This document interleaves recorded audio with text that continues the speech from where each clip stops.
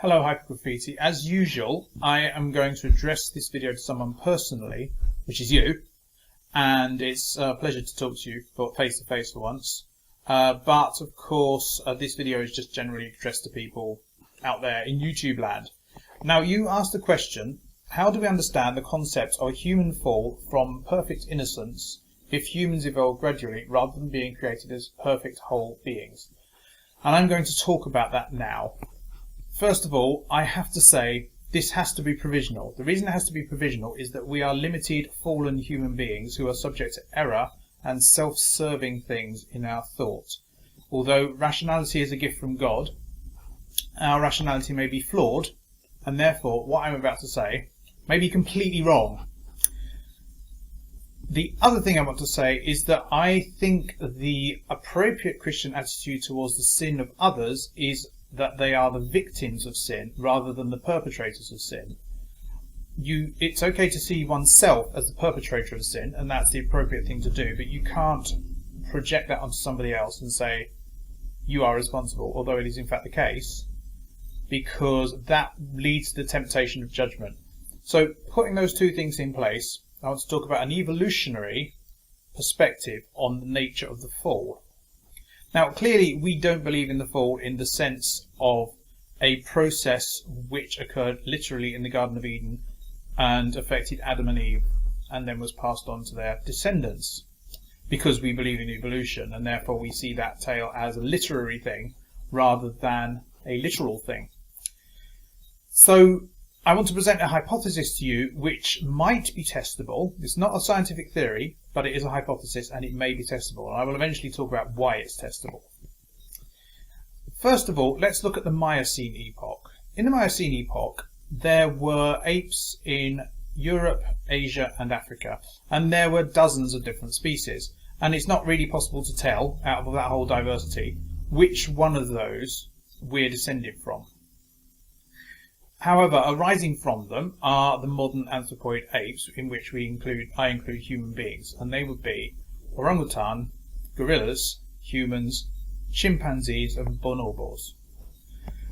Now, the crucial species to consider, apart from human beings obviously, in that list is the chimpanzee and the bonobo, because they are closely related to each other. One of them they're both in the same genus, and one of them is notably more aggressive than the other. Chimpanzees, which live in an environment that is harsher and more marginal, are more aggressive and tend to be crueler in an anthropomorphic way than bonobos are, which are a matriarchal society where there's lots of sex and that kind of thing, and they're much more laid back and less aggressive, and I think they also tend to eat less meat. So we can see there that the environment has influenced the behaviour of these species. And we also have to remember that as primates, like us, they have a behavioural learned side to their behaviour, and they also have an innate side to their behaviour. So what they've done is that they have actually learnt, and they have developed a culture which is quite aggressive in the case of the chimpanzees and quite peaceful and altruistic in the case of the bonobos.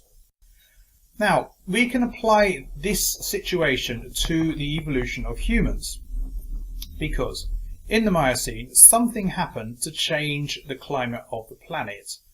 One of the suggestions is that a lot of mountain building took place, so there was a lot of white snow on the mountains which reflected heat back into space. And another suggestion is that the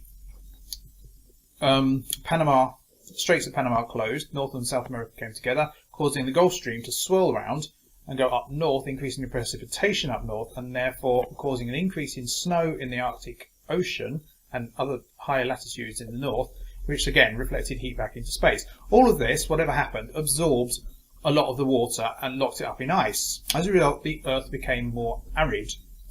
And when it became more arid, that caused the rainforests in which the apes lived to shrink. Those apes that were living on the margins of that rainforest were then subjected to a much harsher environment. And the diet that they had in the rainforest, which people have suggested to me is high in phytoestrogens, thereby reducing aggression, and monoamine oxidase inhibitors, thereby reducing the self-defeating kind of behaviour that is found in anxiety and depression, was much reduced, and they were forced to find other diets, other food for their diet in areas where the environment for them was much harsher, i.e. the savannah. And I think this is also reflected in the fact that we ourselves have a defective gene which cannot produce vitamin C, and therefore we need vitamin C in our diet, unlike almost any other animal, which can get it either by producing it itself, or in the case of animals that are living in the rainforest, actually acquire it from fruit, which we can't do. So that's the dietary change, which is represented by the fruit in the Garden of Eden, eating the fruit. The result of that would have been, I suggest, that aggression was forced upon them and selfishness was forced upon them, although they had the choice. I'm not saying forced. Force is probably a description which is, wrong.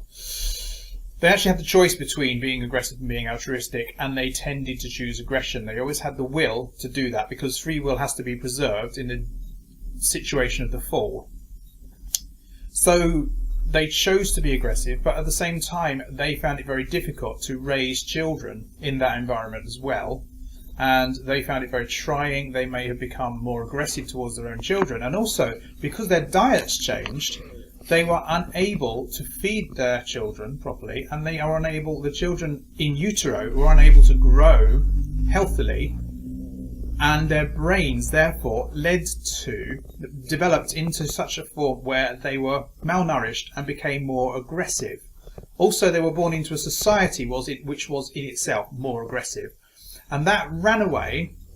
And as we come into history, we find aggressive, selfish people who in a sense can't help it because of their backgrounds and because of their uterine environment, which can be broken into by God.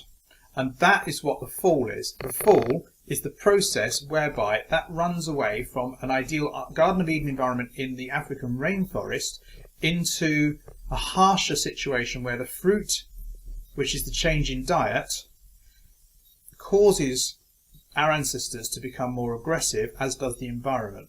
And they are the victims of that. But at the same time, they have a choice where they can exercise their will.